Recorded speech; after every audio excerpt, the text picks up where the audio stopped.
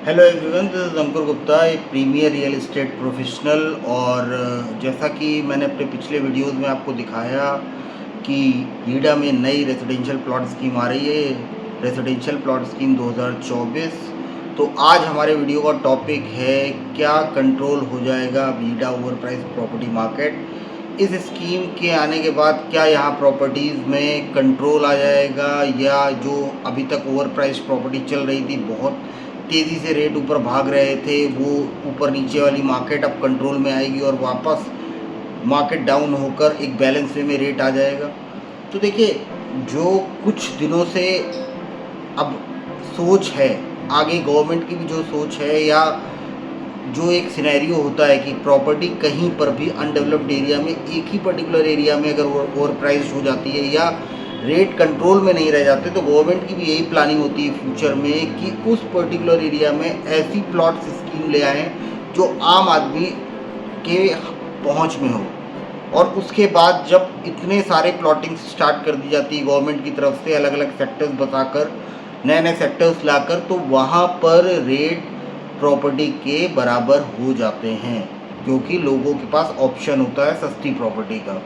तो देखिए, यमुना एक्सप्रेसवे में अब यही होने वाला है, क्योंकि यमुना एक्सप्रेसवे में अभी ईडा अथॉरिटी की आगे जो फ्यूचर प्लान है उसमें मथुरा के पास हेरिटेज सिटी बसाने का भी है, और ऐसे ही बहुत सारे नए नए रेजिडेंशियल सेक्टर लाएगी यमुना अथॉरिटी, और आम आदमी के पहुंच में प्रॉपर्टी होगी।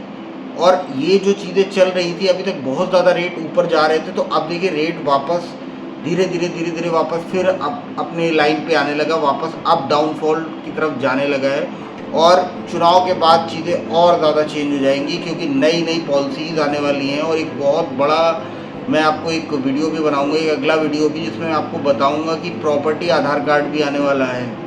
बहुत जल्दी प्रॉपर्टी आधार कार्ड भी आने वाला है, उससे रिलेटेड मैं आपको पर्टिकुलर वीडियो में बताऊंगा कि प्रॉपर्टी आधार कार्ड में, क्योंकि अब गवर्नमेंट जो आएगी उसकी आगामी योजना भी यही होगी कि प्रॉपर्टी आधार कार्ड बनवाएं। और रिसोर्सेज से हमें पता चलता है कि भविष्य में शायद आपको प्रॉपर्टी आधार कार्ड बनवाना पड़ेगा और अपनी हर एक प्रॉपर्टी को उस प्रॉपर्टी आधार कार्ड से अटैच कराना पड़ेगा।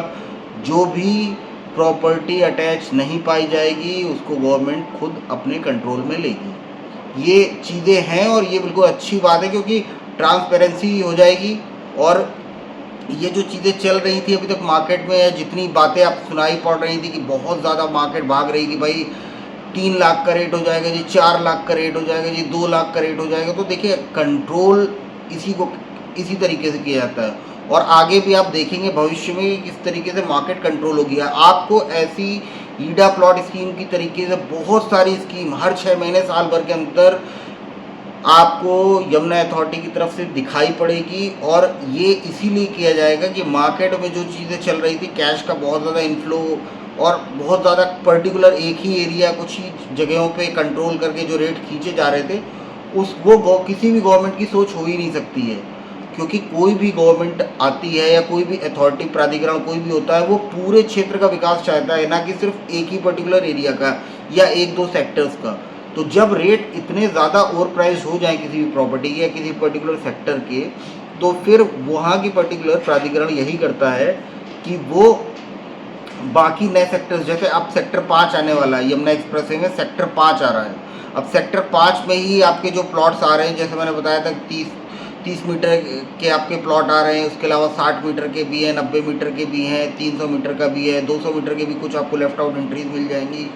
तो ऐसी स्कीम्स रेगुलरली आती रहेंगी। एज वेल एज आपको इंडस्ट्रियल की भी, उसमें आपको प्रॉपर्टीज़ की स्कीम आएंगी, कमर्शियल्स की भी आएंगी। तो बहुत सारी एरिया है यमुना अथॉरिटी के पास। तो अब देखिए बैलेंस वे में बिल्कुल आ जाएगी। और मेरी सजेशन तो देखिए यही रहेगी कि अभी बहुत जल्दबाजी मत दिखाइए यमुना प्रॉपर्टी खरीदने में।